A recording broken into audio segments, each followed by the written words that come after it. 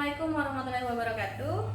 Pada hari ini saya akan melakukan wawancara dengan pakar, yaitu wakil kepala sekolah yang ada di sekolah saya, mengenai masalah-masalah yang sudah diidentifikasi di dalam pembelajaran di kelas. Selamat siang Bapak. Siang.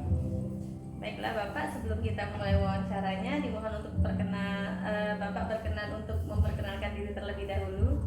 Baiklah, terima kasih kesempatannya. Perkenalkan, nama saya Ilwan Wahyudi. Saya bertugas di SD 183 Palembang dan diamanahi menjadi wakil kepala sekolah bidang kurikulum. Terima kasih Bapak ya. Baiklah Pak Elwan, pada kesempatan hari ini saya sudah melakukan identifikasi masalah tentang temuan-temuan yang ada di dalam kelas selama proses pembelajaran berlangsung. Pada kegiatan wawancara ini saya ingin menanyakan pandangan ataupun masukan dari Bapak tentang hal-hal dari masalah yang ada tersebut. Yang pertama yaitu motivasi belajar siswa itu saya temukan masih rendah atau kurang, terutama pada aspek literasi, yaitu terkhususnya pada mata pelajaran bahasa Indonesia. Menurut Bapak, faktor apa yang menyebabkan motivasi belajar siswa tersebut masih rendah? Baik, kalau bicara mengenai motivasi belajar Bu ya, mungkin kalau yang pertama mengenai dari diri siswa itu sendiri. Jadi kalau menurut saya itu yang pertama mengenai motivasi siswa untuk belajar khususnya pada pelajaran bahasa Indonesia, karena seperti yang kita ketahui anak zaman sekarang ini kalau melihat tulisan yang panjang, tulisan yang sangat seperti berdempet-dempet itu sangat malas untuk membacanya. Bahkan mungkin kita sendiri merasakannya Bu ya. Sudah capek duluan. Sudah malas duluan. Kalau ada yang panjang di skip, mending gambar. Nah itu mungkin itu yang perlu kita tingkatkan adalah dengan cara membuat materi-materi pembelajaran pada bahasa Indonesia itu menjadi materi yang menarik seperti ditambah gambar. Nah itu jadi kita kalau bicara mengenai permasalahannya itu tadi motivasi siswa dan juga kurangnya pembiasaan literasi yang ada di sekolah. Itu sangat penting untuk pendekatan kita agar motivasi siswa tersebut lebih meningkat. Yang kedua lagi juga sekarang mungkin sangat butuh atau pentingnya pendampingan atau pengawasan orang tua juga Bu. Jadi kita harus bekerja sama di sini dalam bidang untuk pendidikan anak, baik dari guru memotivasi memberi pembelajaran, namun di luar itu kan kita juga di sekolah juga tidak 24 jam Bu ya. Iya, jadi di rumah itu kan juga ada perlu bantuan wali ataupun orang-orang terdekat siswa untuk selalu mendampingi, memotivasi dalam menerapkan atau membaca, etos kerja dalam membacanya lebih ditingkatkan lagi. Nah yang kedua terkaitan dengan kita nih guru kan mengenai pembelajaran, adakah baiknya itu kita juga memberikan diagnosis ataupun memberikan pembelajaran yang diferensiasi Bu. Jadi ketika kita membuat diagnosis ataupun membuat pandangan-pandangan kemampuan siswa kita, karena kita banyak sih Bu ya, kita biasanya satu kelas bahkan 20 lebih orang ya. Itu kan banyak sekali kriteria pembelajaran atau kemampuan siswanya, ada yang motorik, ada yang sensorik kayak gitu kan. Nah jadi sebelum itu kita sebagai guru harus juga memahami kemampuan siswa yang ada yang membaca, ada yang sensorik. Nah kita sesuaikan porsi pembelajaran kita itu untuk pembelajaran mereka masing-masing. Jadi tidak bisa juga kita dipukul rata memberikan pembelajaran yang memang kalau bahasa kita tuh saklek, harus sesuai dengan juknis yang dibuat. Nah itulah butuhnya keterampilan kita ataupun guru berinovasi, keterampilan memberikan pembelajaran yang sesuai dengan kemampuan siswa. Kalau bahasa kita tuh pembelajaran yang berdiferensiasi Bu, yang sesuai dengan kemampuan peserta didik kita. Mungkin itu jawaban dari saya. Diagnosis awal Pak ya. Iya. Ya, terima kasih atas penjelasannya Pak Irwan. Selanjutnya ini selain materi mengenai literasi, seperti yang kita ketahui bahwa literasi kita juga ada yang namanya aspek numerasi ya, kaitannya itu dengan pelajaran matematika. Saya sebagai guru yang sudah mengajar di kelas itu masih menemukan bahwa siswa ini masih sangat sulit menerima dan memahami materi pelajaran matematika. Kembali lagi, menurut Bapak Elwan, kira-kira kesulitan siswa dalam memahami materi matematika tersebut dipengaruhi oleh apa saja? Oke. Ini bicara mengenai matematika Bu ya. Kayaknya Ngomong duluan ya. Ketika anak-anak kita mendengar pelajaran matematika, kadang sudah dari pagi sebelum berangkat sekolah itu sudah lesu duluan Bu ya. Jadi mungkin terkait dengan itu dari saya yang pertama itu Bu, penyebabnya yang pertama stigma matematika yang mungkin memang sudah terbentuk atau membudaya di lingkungan kita yang melekat, yaitu dari diri siswa sendiri. Matematika itu sangat sulit, matematika itu rumit, mengenai rumus dan membosankan. Mungkin Jadi sudah turun temurun pemikiran iya, seperti sudah itu ya. kita bahkan ketika orang tua kita mungkin ketika ada PR kita matematika, orang tua juga sudah dibiarkan kayak gitu kan, lesu duluan Tidak untuk bisa membantu, mendampingi. tidak bisa mendampingi. Nah itu jadi stigma itu yang harus kita rubah mengenai pembelajaran yang harus menyenangkan. Matematika itu mudah, apalagi sekarang banyak sih Bu ya metode-metode pembelajaran matematika yang dikemas dengan bermain, dikemas dengan pembelajaran yang menarik. Tapi tetap serius. Tapi tetap nilai-nilai ataupun pembelajaran matematikanya itu tetap terselesaikan. Ibaratnya pembelajaran yang bisa kita terapkan di seperti kita di kurikulum 2013 yang menggunakan tematik. Jadi terkadang sekarang anak-anak itu tidak sadar kalau itu belajar matematika. Iya. Ya kan? Jadi kadang kita belajar mengenai buah-buah tapi diselipkan dengan menghitung buahnya kayak gitu kan. Jadi anak-anak dengan mindset yang matematika sulit tadi, dengan pembelajaran dikemas tadi dengan sedemikian rupa, itu menjadi lebih ringan. Yang kedua itu adalah juga sekarang kesadaran siswa mengenai pentingnya pembelajaran matematika yang akan diimplementasikan ke depannya. Jadi seperti penting saya belajar matematika untuk menunjang besok ketika di kehidupan masyarakatnya, seperti menghitung dari hal yang simpel saja seperti menghitung uang kayak gitu kan. Itu harus kita mempunyai ilmu Transaksi matematika, yang tiap hari kita transaksi lakukan, yang sehari-hari. Bahkan ketika kita melihat jam itu kan juga harus matematika di situ.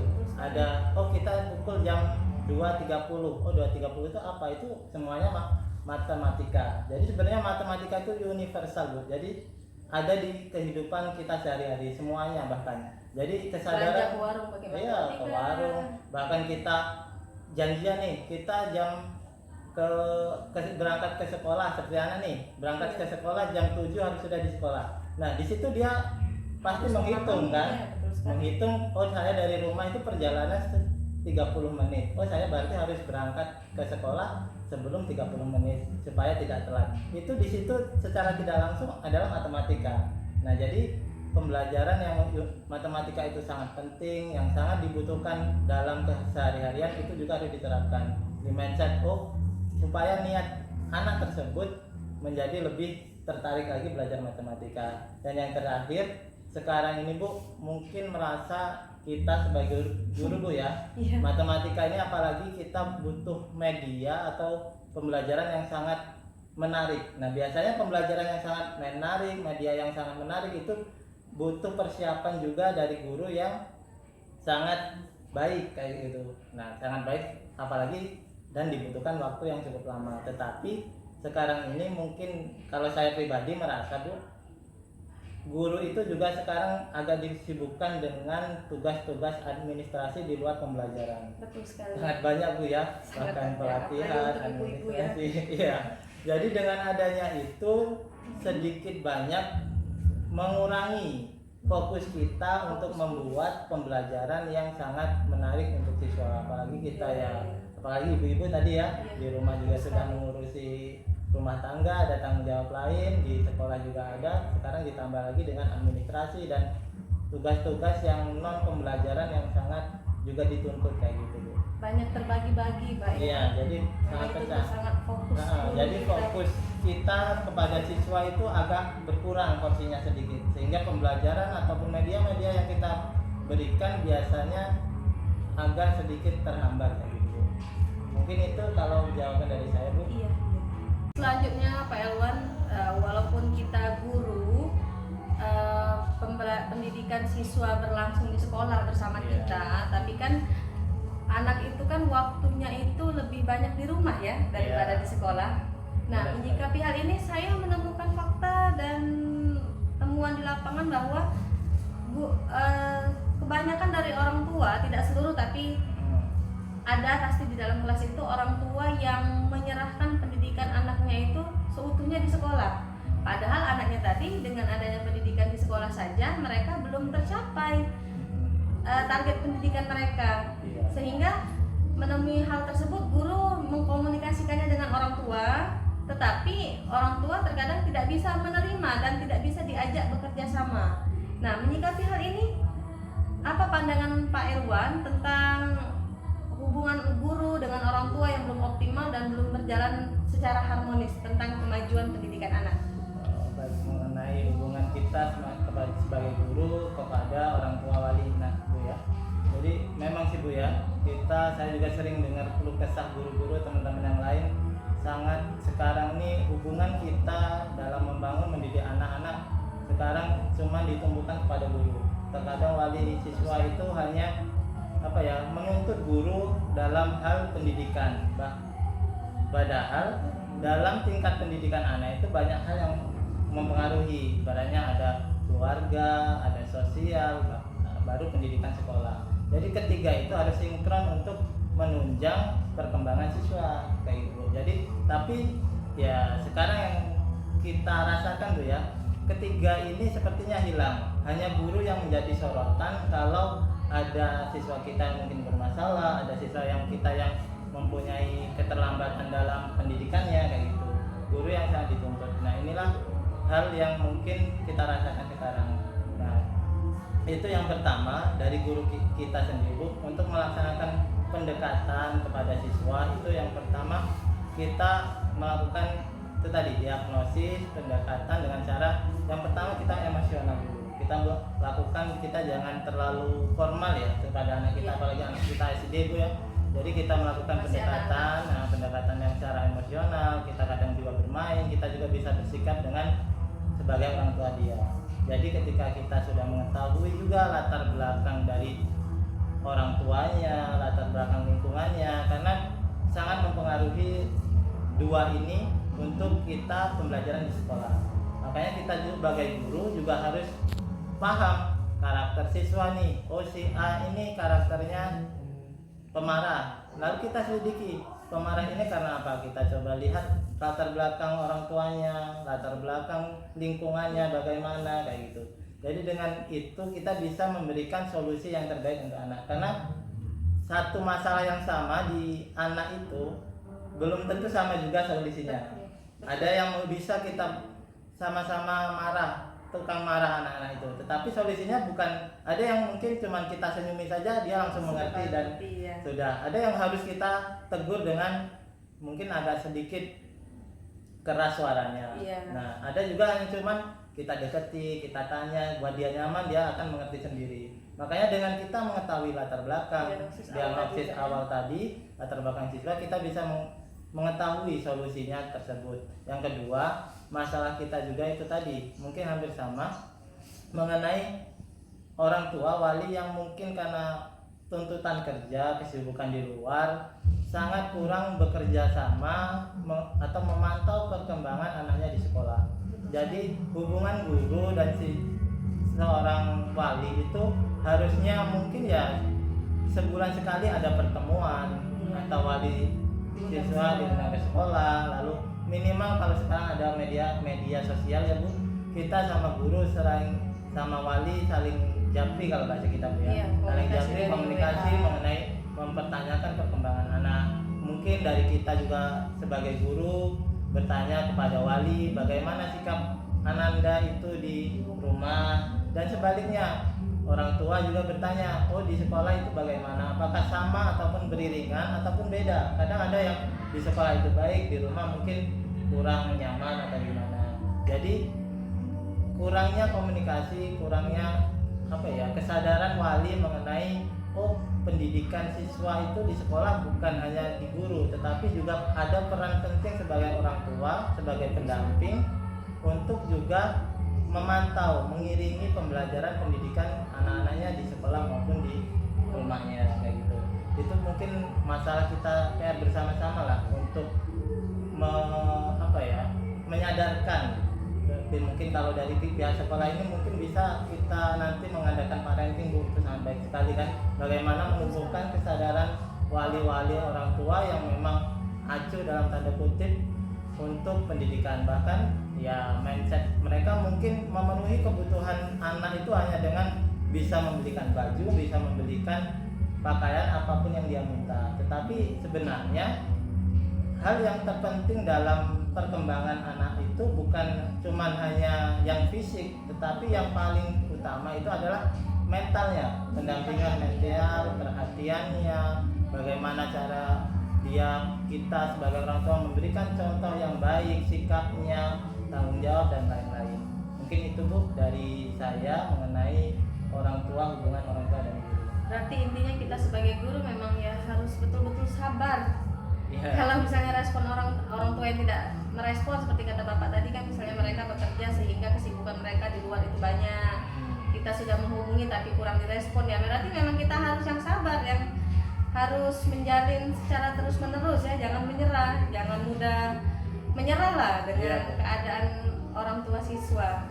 Iya, karena memang kita sebagai guru itu pun kita juga tidak bisa mengatur orang lain gitu. Jadi apa yang bisa kita ubah yang mengenai kita. Ya, kita tidak bisa menuntut orang lain untuk berubah, tetapi bagaimana sikap kita agar kedepannya hal solusi tersebut bisa berjalan dengan baik. Makanya ya itu tadi, mungkin kita sabar, tidak yang menghubungi yang kedua, mungkin ketiganya, ketiga tidak keempatnya. Kita tidak bisa dari telepon dipanggil ke sekolah. Kita husnudzon aja ya, niatkan kita untuk kalau kita ya ibadah, niatkan kita karena kita juga profesional, standar pendidikan kita juga harus meningkatkan pembelajaran anak-anak. Mungkin itu. Kemudian identifikasi masalah selanjutnya, seperti yang kita ketahui bahwa model pembelajaran itu kan sangat penting untuk menunjang proses kemajuan belajar siswa. Apa pendapat Pak Elwan ketika implementasi model-model pembelajaran yang inovatif belum dilakukan guru secara optimal di dalam kelas? Mengenai model pembelajaran yang inovatif, Bu, ya. Iya. Baik, mungkin pandangan saya, Bu, ya, yang pertama, mengapa guru-guru kita ini sangat sulit untuk menerapkan pembelajaran yang terbaru, yang inovatif, yang sesuai dengan pembelajaran atau kemampuan siswanya. Jadi mungkin yang pertama dari saya, motivasi dari guru itu sendiri. Guru masih biasanya sudah nyaman, Bu, sudah nyaman dengan pembelajaran yang terdahulu, yang dengan metode ceramah, metode yang mungkin di mindset dia itu pembelajaran yang paling mudah, yang hanya yang diterapkan, sehingga di mindset dia ketika ada pembelajaran model-model baru yang inovatif, yang lebih interaktif, dia sudah malas duluan, ataupun pikirannya itu sudah menganggap pembelajaran itu sangat sulit, repot nanti. Nah itu mungkin itu dari diri guru itu sendiri. Nah yang kedua, ada juga guru yang mungkin welcome dengan pembelajaran yang baru, tetapi kadang belum bisa menguasai sintak dari model-model tersebut. Jadi intinya banyak contoh model pembelajaran PJDR nih. Nah, sintaknya itu bagaimana yang pertama memberikan proyeknya dulu, bagaimana nanti siswa memberikan presentasi di depannya, bagaimana. Nah, terkadang sintak yang ada dalam model pembelajaran tersebut guru belum bisa maksimal untuk menerapkannya. Kadang terkendala dari waktu, memang pengetahuan gurunya itu belum terlatih karena memang ya sebelumnya kita biasa menggunakan model pembelajaran yang konvensional lah bahasa kita ya. Sekarang ada pembelajaran yang memang menuntut kita untuk mengakomodir siswa, bagaimana sekarang ini kan harus student center ya, jadi siswa yang harus aktif, bagaimana siswa untuk menarik pembelajaran. Jadi itu terkadang guru masih agak sulit untuk melaksanakannya, belum terlalu menguasai. Nah, mungkin dengan ya perlahan-lahan, yang penting motivasi dari guru tersebut untuk selalu belajar, memahami mode-mode pembelajaran yang baru, itu insya Allah akan ya dengan sendirinya kita akan bisa mengetahuinya. Selanjutnya juga pembelajaran, dan guru itu kadang pada saat melaksanakan pembelajaran yang baru mikirnya agak sulit untuk mengkondisikan siswa, apalagi sekarang kan student center. Hal yang baru itu Iya, student center itu kan kadang metode ataupun menggunakan pendekatannya diskusi kelompok yang menuntut siswa untuk aktif. Nah, terkadang ada guru juga malah males. Di mindset guru itu ketika ada siswa ribut, siswa yang mungkin ngobrol, pikirannya sudah negatif. Nah, padahal sekarang ini pembelajarannya bagaimana kita mengemas pembelajaran siswa yang berdiskusi, yang penting ya diskusinya yang sesuai dengan yang kita tentukan, prosedur yang kita, bukan diskusi yang lain kan. Bagaimana siswa itu berkerumun bersama berkelompok, itu ya tidak hal yang negatif. Nah, terkadang sekarang ini guru masih mikirnya kalau siswa itu yang berkumpul ngobrol itu langsung ditegur, padahal belum tentu. Ketika dia berdiskusi itu bahkan harusnya kita dukung berdiskusi mengenai pembelajaran yang akan dibahas, apalagi ya sekarang kebutuhan pembelajaran yang abad 21 itu Bu. Nah, siswa harus juga mempunyai komunikasi yang baik, penyampaian. Jadi kita harus tuntut siswa juga harus berani maju ke sekolah, ke depan, berdiskusi dengan temannya, saling menyangga jika ada, saling memberi masukan, berani mengungkapkan pendapatnya. Jadi kita harus dukung dengan pembelajaran yang interaktif tadi. Mungkin itu dari saya.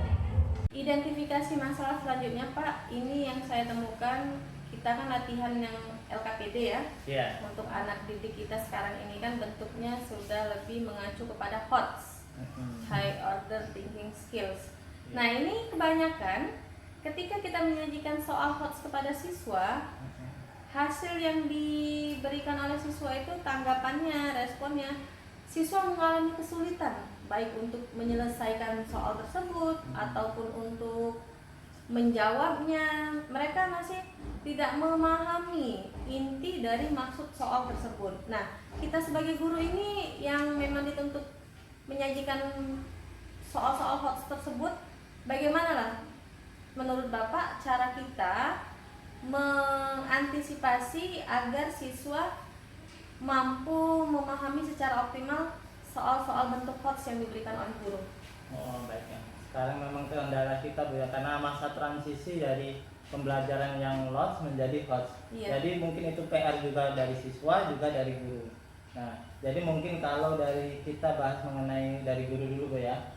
Jadi menurut saya kita keterbiasaan guru juga yang dari sebelumnya hanya berpacu pada membuat soal itu hanya pada buku pedoman. Iya, Bahkan dan buku pedomannya itu yang sudah 10 tahun yang lalu, warisan sudah 50 bahkan 5 tahun tidak update. Jadi buku pedoman itu yang mungkin dari sudah 5 generasi masih dipakai dan menganggap buku itu masih benar. Ya, kita tidak menyalahkan juga, tetapi belum up to date tadi dengan pendidikan ataupun kurikulum yang ditetapkan oleh pemerintah sekarang. Nah, jadi dengan itu makanya guru-guru itu sedikit kesulitan ketika dibebani atau kan diberi tugas membuat soal yang HOTS tadi.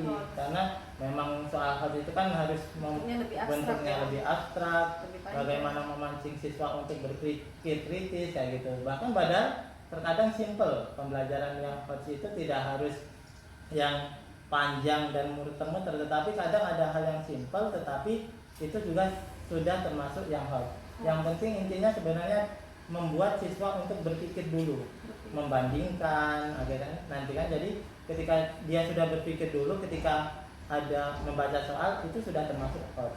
Jadi paradigma yang ada di siswa atau guru itu akan membuat guru kesulitan membuat soal HOTS. Yang kedua, di kita ini makanya kembali lagi kepada buku pedoman tadi, guru hanya berpatokan kepada pedoman tetapi kadang terlena dengan pedoman itu dan tidak mengetahui bahwa pembuatan soal itu ada banyak indikatornya. Kalau bahasa kita si guru mungkin sudah familiar ya dengan taksonomi Bloom. Jadi itu mengenai C1, C2, tingkatan pengetahuan, afektif, psikomotornya, bagaimana kita menyusun soal-soal tersebut sesuai dengan kriteria ataupun KD yang kita gunakan. Jadi yang KD 1.1 kita mau kita arahkan ke tujuan kita adalah yang C1. Nah, jadi soal kita diarahkan ke C1. Baik, apalagi sekarang yang hot itu biasanya lebih ke yang C456 kayak gitu, CA56. Jadi bagaimana kita mengarahkan ataupun sebagai guru memahami lagi, kalau bahasa kita tuh harus ya di luar kepala.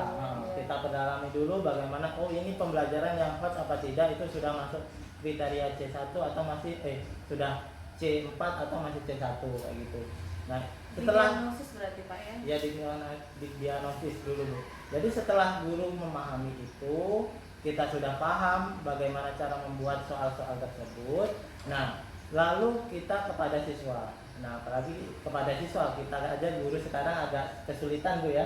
Nah, apalagi kepada siswa, bagaimana kita mulai dari dini mengenalkan pembelajaran atau soal-soal yang berbasis hot kepada siswa. Jangan hanya waktu ulangan saja kita berikan soal hot terus, tapi bagaimana pembelajaran sehari-hari kita masukkan bagaimana siswa untuk berpikir kritis. Itu tadi dengan ya contohnya masukkan menggunakan model pembelajaran yang memang sudah terupdate ataupun yang terbarukan, ada yang PJBL, ada PBL. Itu kan model pembelajaran yang memang membuat siswa sudah berpikir, yang aktif, yang sesuai dengan kebutuhan kita sekarang. Itu mungkin dari saya. Kemudian Pak, kita ini masalah juga nih, sering kita temukan ya. Saya juga mengalaminya langsung. Ini berkaitan dengan masalah teknologi. Jadi kan kita ini di era abad sekarang ini dituntut untuk belajar itu tidak hanya melalui buku, sumber-sumber lain yang kita gunakan ya, dan terutama kita harus menggunakan hal-hal yang berkaitan dengan teknologi, karena anak juga sekarang kan memang sudah mengerti dengan kemajuan IT ya. Nah, di masalah yang kita hadapi sekarang ini banyak pembelajaran di kelas itu yang masih berbenturan antara penggunaan teknologi TIK, kemampuan guru, dengan pembelajaran di dalam kelas. Nah, menurut Bapak, apa yang harus kita lakukan sebagai pendidik masa kini itu supaya kita itu bisa up to date dengan penggunaan TIK, terutama ini kalau kelas 6 ya, ada materi saya itu yang mengenai listrik. Jadi di situ listrik itu kan tidak bisa untuk kita bayangkan kan, tapi memang harus mungkin dipraktekkan, atau teknologinya mungkin kita harus pakai bantuan proyektor. Ya, seperti itu. Gimana Pak menurut Bapak? Hal-hal yang bisa kita lakukan untuk menunjang kemajuan belajar siswa dari segi penggunaan teknologi. Oke. Mengenai teknologi ya Bu, padahal kita ini ya zamannya harus abad 4.1 ya, 4.1 atau 4.0 atau bahkan 5 sekarang mungkin Bu ya bahasa kita kan. Itu ya kita harus dituntut mengetahui dengan pembelajaran, kita harus mengikuti zaman pembelajaran yang kita ikut zaman, tetapi nilai-nilai yang baik saja yang kita adopsi. Bahkan ya pembelajaran yang berbasis teknologi itu kebanyakan memudahkan kita untuk belajar. Tapi kenyataannya belum optimal digunakan guru ya. Kira-kira penyebabnya apa itu Pak? Nah, ya penyebabnya itu kalau menurut saya yang pertama itu Bu, guru masih banyak yang belum menguasai mengenai teknologi tersebut. Jadi guru masih kita tidak bilang untuk membilang ada sebagian guru, mungkin ada beberapa guru masih, tapi kalau di daerah saya Bu ya, di daerah saya itu masih kebanyakan banyak guru-guru yang masih belum cakap atau belum terlalu menguasai teknologi, padahal teknologi tersebut sangat bisa membantu pembelajaran tersebut. Contohnya ya sekarang hampir di setiap sekolah itu ada proyektor, disediakan laptop, tetapi fasilitas tersebut tidak digunakan dengan optimal. Ya, banyak guru-guru yang bahkan mungkin mohon maaf, ada satu guru pernah saya melihat itu, guru yang mencet di tombol laptop itu aja gemeter kayak gitu kan. Jadi mungkin itu salah satu yang terbiasa. Banyak guru-guru kalau bahasa kita masih gagap teknologi. Nah setelah itu kadang yang susahnya lagi Bu, guru yang gagap-gagap tersebut, guru-guru yang belum optimal menggunakan teknologi, tidak mau mencoba. Waduh, Itu yang susahnya Bu. Jadi guru-guru kita ini terlalu takut berinovasi, ada hal-hal yang baru, ada teknologi baru yang masuk, tetapi tidak mau untuk mencobanya. Itu yang sulit, karena ya dari diri dia sendiri sudah tidak mau, sudah menolak, apalagi mau mengimplementasikan kayak gitu kan. Jadi itu yang sangat, menurut saya juga sangat riskan lah ya Bu, pandangan seorang guru yang ya bahasa kita kalau guru itu kan harus inovatif, profesional, tetapi ada sebagian guru yang mempunyai pandangan tidak terbuka mengenai perkembangan pendidikan, bahkan padahal ya penggunaan TIK itu tadi sangat penting. Bahkan ya di kita dunia, bisa di dunia yang akan datang, di dunia masa kerja mereka kan. Iya, bahkan sebenarnya kita bisa dikatakan orang yang bersalah ketika kita tidak membajarkan ke anak-anak kita mengenalkan mengenai perkembangan dunia teknologi tersebut. Karena apa Bu? Yang pengalaman saya, ketika siswa itu tidak kita kenalkan mengenai teknologi tersebut di ruang lingkup yang benar, di sekolah, orang tua yang baik, anak-anak itu tetap mendapat informasi ataupun perkembangan teknologi, dan di luar lingkup atau jangkauan kita itu lebih lebih mengerikan, karena tidak ada arahnya, tidak ada wawasan, tidak ada pendampingan dari seorang guru. Jadi ya tugas guru kita jangan sampai menolak teknologi perkembangan, bagaimana kita menggunakan teknologi tersebut sebaik mungkin untuk menunjang pendidikan kita atau pembelajaran kita sebagai user lah Pak ya. Iya, jangan menolak untuk menggunakan. Iya, karena yang memang zamannya kita tidak bisa menolak zaman. Jadi kita mengikuti, kita hanya bisa memilah dan memilih yang terbaik, yang cocok dengan budaya kita di Indonesia ini khususnya. Mungkin itu Bu. Baiklah ya, sangat super sekali pembahasan wawancara kita pada siang hari ini. Ilmunya juga banyak yang sudah digali tentang baik itu penyebab, baik itu masalah-masalah yang dihadapi di kelas. Terima kasih sekali Bapak Elwan atas sharingnya, ilmunya, atas pendapatnya, dan atas waktunya sudah berkenan saya wawancarai pada hari ini. Semoga ilmu-ilmu yang sudah diberikan ini bisa bermanfaat dan memang betul-betul memang bisa kita terapkan demi untuk kemajuan pendidikan peserta didik kita di kelas. Sekian wawancara saya pada hari ini. Saya tutup wawancara ini dengan Assalamualaikum warahmatullahi wabarakatuh. Waalaikumsalam warahmatullahi wabarakatuh.